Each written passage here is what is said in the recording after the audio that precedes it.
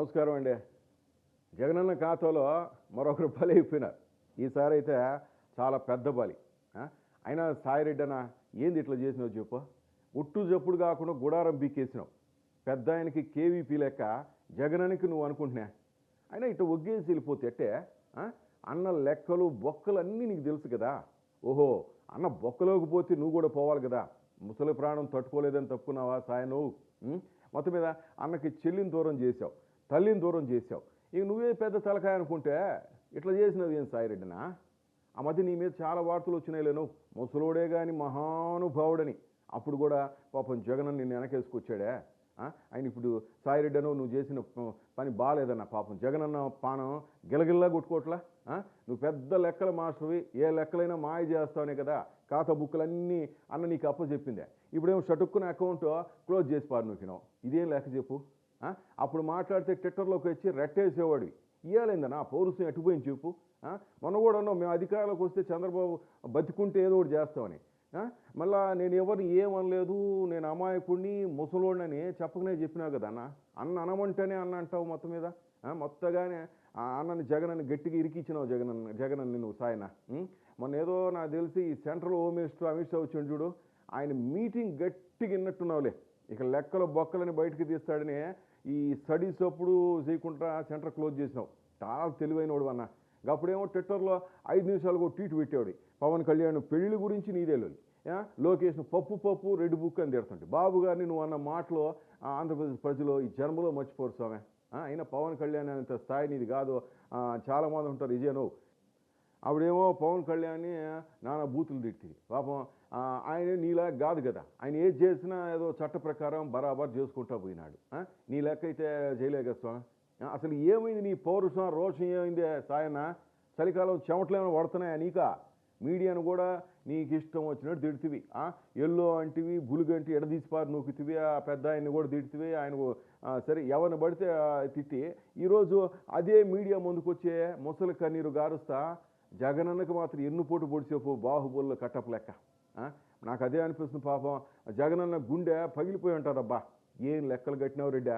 జగనన్నకే ఆ పార్టీకి ఇక రాజకీయ భవిష్యత్తు లేదని అర్థమైపోయి, లేకపోతే రాబోయే ప్రమాదాన్ని ముందే పసిగట్టినావా?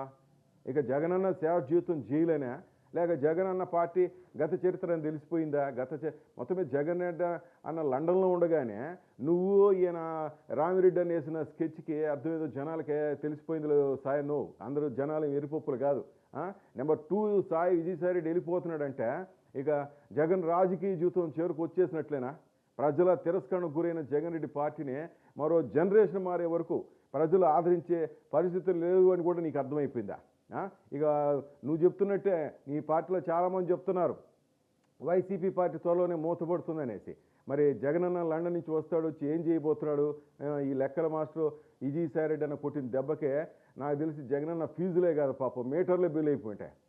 పాపం ఇక సజ్జన ఈయన ఉంటాడు, మరి సజ్జలు కూడా ఇయ్యాలో రేపు బాంబు పేరుస్తాడో చూడాలి. మళ్ళీ పోతే పోయిండు. కానీ సాయిరెడ్డి అని నేను ఒక మాట అన్నాడు, ఏందే వ్యవసాయం చేసుకుంటాడంట. రాజకీయ సన్యాసం కానీ వ్యవసాయం మాత్రం చేస్తాడంట. ఓ సాయిరెడ్డి అన్న ఒకటి గుర్తుపెట్టుకో, వ్యవసాయం అంటే దొంగ లెక్కలు రాసుడు నోటుకొచ్చిట్టు మాట్లాడు కాదన్నా. సేద్యం చేయాలంటే స్వేదాన్ని చిందించాలి, భూతల్లి పొత్తుళ్ళంచి పంట తీయాలన్నా. అది నీ వల్ల కాదు స్వామి.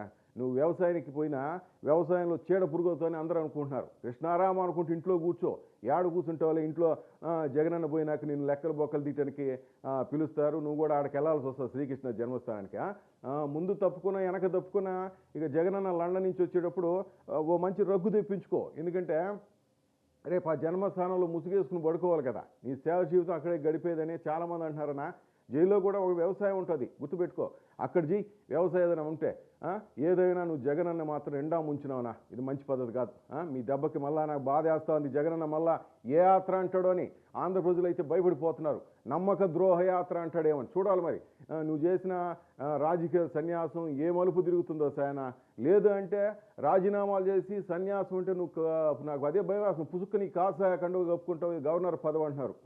ఏది చూడాలి? మొత్తం ఈ జగన్ నాటకమా, జగన్ ఆటల్లో ఈ బులుగు చక్రాలు తొలగిపోతున్నాయా, లేక మీకంటే మీరేనా ఏదో జరుగుతా ఉంది?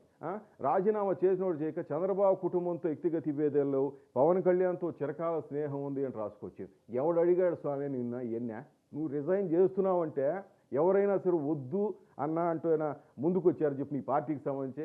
పోనీ లండన్లో ఉన్న మీ అధ్యక్షుడు జగన్ అయినా పోవద్దు సాయన్ అంటూ ట్విట్టర్లో గెలకచ్చు కదా. సగం దరిద్రం పోయిందని అందరూ అనుకుంటున్నారు పార్టీలో.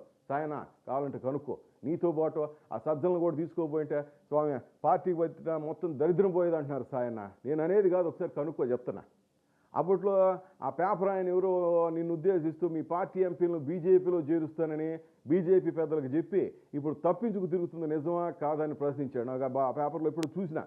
మొత్తం మీద అప్పుడు మీ ఇద్దరి మధ్య గొడవ కూడా జరుగుతూ ఉంది. బీజేపీ పెద్దలు విజయసాయిరెడ్డి సంగతి తేల్చడానికే ఈ కాకినాడ సెజ్జు కేసును భారీగా కదిలించారని కూడా ఆ పేపర్లో రాశారు. మొత్తం మీద ఈ కేసులో ఈడీ రంగంలోకి దిగి విజయసాయిరెడ్డిని ప్రశ్నించిన తర్వాత జరిగే సీన్ ఏమిటో సాయిరెడ్డికి అర్థమైంది. తాను ఇంకా వైసీపీలో ఉంటే శ్రీకృష్ణ జన్మస్థానం తప్పదనే సంగతి ఆయనకు అర్థమైంది అని ఏదో విధంగా ఇన్ని రోజులు ఒగ్గపట్టుకుని ఉన్నాడు అంటున్నారు స్వామి. ఇది నీకు తెలియంది కాదు కదా. మొత్తం మీద మొన్న ఏలం నేను అనుకున్న ఆ రోజు చంద్రబాబు ఇంటికి అమిత్ షా రావటం, ఆయన ఇంట్లో అందరు కలిసి భోజనం చేయటం, జగనానికి ఎన్ని ప్యాలెస్లు ఉన్నాయని లోకేష్ని అడగటం, పవన్ కళ్యాణ్ సార్ అందరూ ఉన్నారు కదా విందులో. మొత్తం మీద ఆ విందు తర్వాత మొత్తం మీద నీ మీద స్కెచ్ గీసినారని అందరూ అంటుంటారు. సాయన్న నీకు తెలియకుండా ఉంటుందా? నువ్వు సామాన్యుడు చెప్పు. నీ ప్రతి చోట ఏదో అంటారు, ఎవరో ఇన్ఫార్మర్లు ఎవరు ఉంటారు కదా. మొత్తం మీద వాళ్ళు నీ సంగతి చూడాలని నిర్ణయించుకున్న తర్వాతే నువ్వు ఇంకేం లేక నిన్న నాకు తెలిసి సాయంత్రం పూట వచ్చేసి ఆ ట్విట్టర్లో నువ్వు గెలికినావని అందరికీ అర్థమైపోయింది. అయితే ఒకటి గుర్తుపెట్టుకో విజయసాయిరెడ్డినా, చాలామంది అంటారు ఇప్పుడు రాజకీయ సన్యాసం ప్రకటించారు, విజయసాయిరెడ్డి పని అప్పుడే అయిపోలేదు, ఇక వైసీపీలో ఉన్న మిగతా రాజ్యసభ సభ్యులు కూడా బీజేపీలో చేర్పిస్తేనే ఆయనకి విముక్తి లభిస్తుందని అమిత్ షా సార్ ఏదో హెచ్చరించినట్టు కూడా ప్రచారం సాగుతోంది. మొత్తం మీద వైసీపీలో నెంబర్ 2గున్న నీ జీవితం అర్ధాంతరంగా ఇట్లా ముగిసిపోతుందంటే చాలామంది బాధపడుతున్నారు. విజయసాయన్న పిచ్చోళ్ళు అనుకుంటున్నారు, కానీ దీని వెనక పెద్ద స్కెచ్ ఉంది. ముందు ముందు నువ్వు ఎన్ని స్కెచ్లు గీస్తావు వీళ్ళకి తెలియదు. శకునిమా అంటారు, నేను సామాన్యుడు కాదు కదా.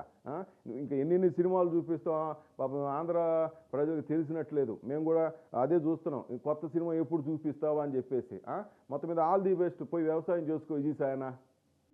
For more updates, please subscribe Dota Media.